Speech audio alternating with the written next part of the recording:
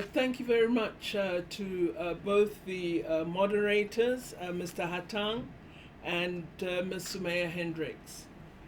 Excellency, my dear colleague, Minister Netumbo Nandi-Ndaitwah, Deputy Prime Minister and Minister of International Relations and Cooperation of the Republic of Namibia, dear colleague, Excellency Minister Riyad Al-Maliki, the Foreign Affairs Minister of the State of Palestine, all fellow panelists as set out by the program and the moderators, ladies and gentlemen who join us online.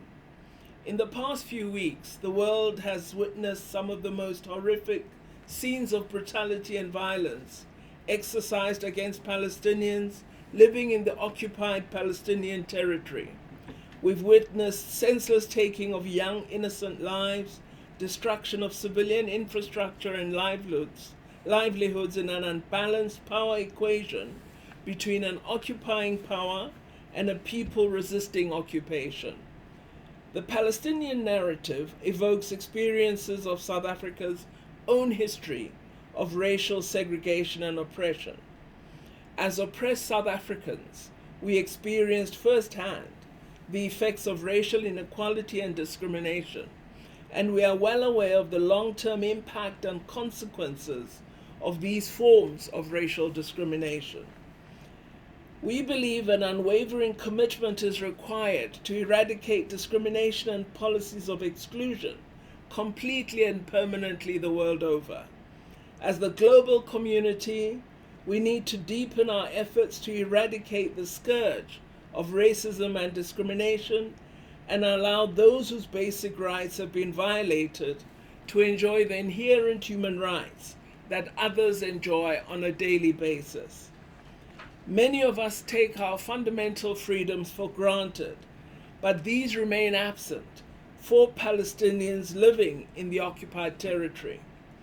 Various reports have pointed to the suffering experienced on a daily basis by the people of Palestine.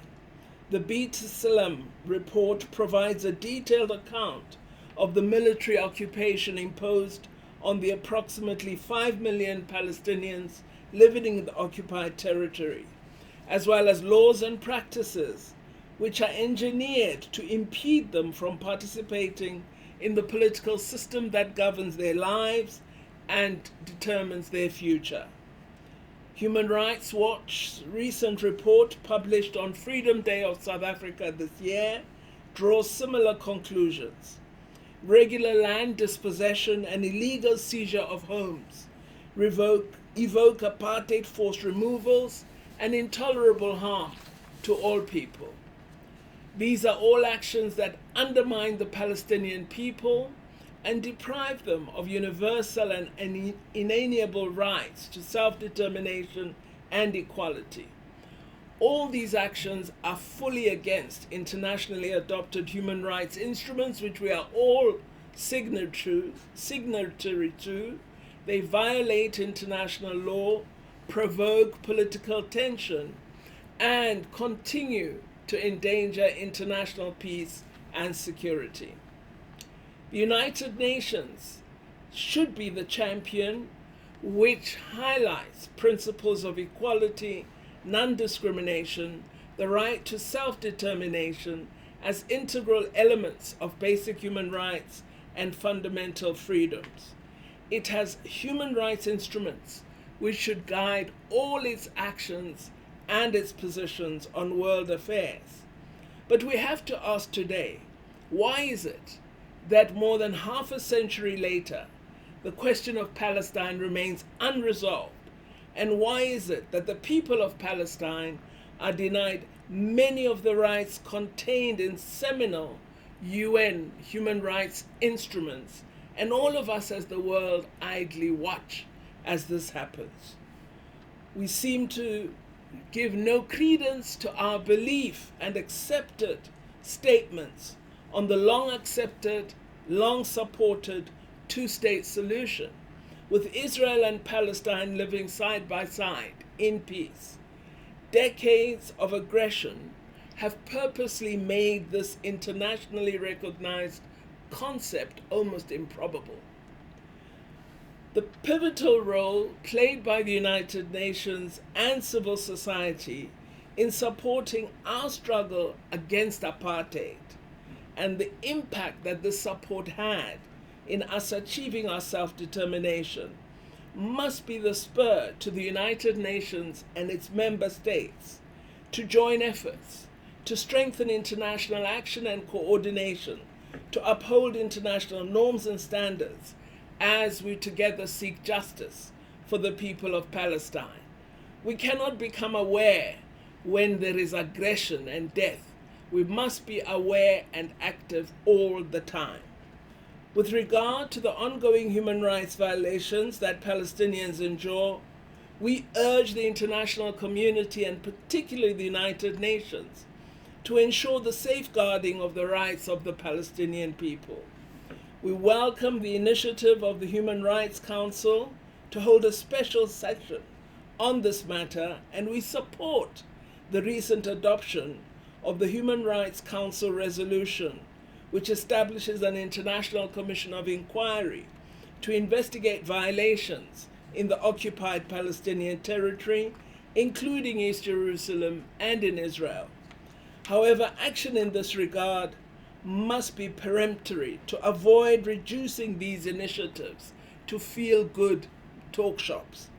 It is our sincerest hope that the Independent Commission of Inquiry will be established with all due haste to investigate all violations and abuses, and that the necessary action will be taken to follow up on the Commission findings.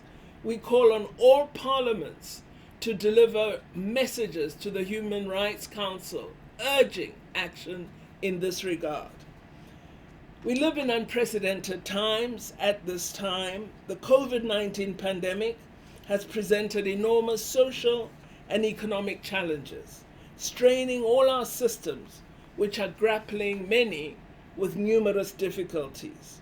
The pandemic has also made worse the challenges faced by civilians and vulnerable groups, particularly women, girls, people living with disabilities, and children, including especially those in the occupied territory. Containment measures have affected socioeconomic necessities access. Women and girls living under occupation and in armed conflict are subjected to social, economic, and political subjugation, and are also at risk of suffering from lifelong psychological trauma. It's paramount that the occupying power should fulfill its obligations in terms of international law and with the international community to ensure that all barriers to accessing healthcare are eliminated in order to save lives. We would like to conclude by reiterating that illegal settlements leading to dispossession and displacement and human rights abuses are incompatible with international humanitarian law and international human rights law. The policies and practices of Israel as the occupying power are in flagrant violation of UN General Assembly and Security Council resolutions and contravene international law. Thus, the Security Council, as the body responsible for maintaining international peace and security, must take concrete steps against these illegal acts and go beyond mere rhetoric, condemnation, and, to our horror, refusal to hold a detailed session focused on these matters. The recorded failures of the Security Council in ensuring respect for and upholding of the rule of law have dented the integrity of this very important organ and highlighted the urgent need for a response to our call for Security Council reform. We hope that through dialogues of this nature, and I don't know if we fully satisfy the beliefs of President Mandela with the current composition of our panel, I hope we will be able to not only highlight the human rights challenges faced by the Palestinian people, but that we could also propose concrete actions that we as member states and civil society can take. including the strengthening of UN mechanisms to bring greater focus to this matter in order to ensure that we do actively maintain international peace and security for the global community, but in particular for the people of Palestine.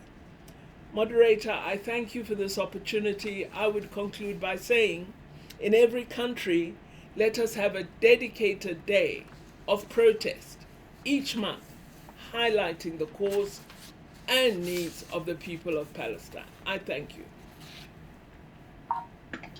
Thank you so much, Minister Pandor.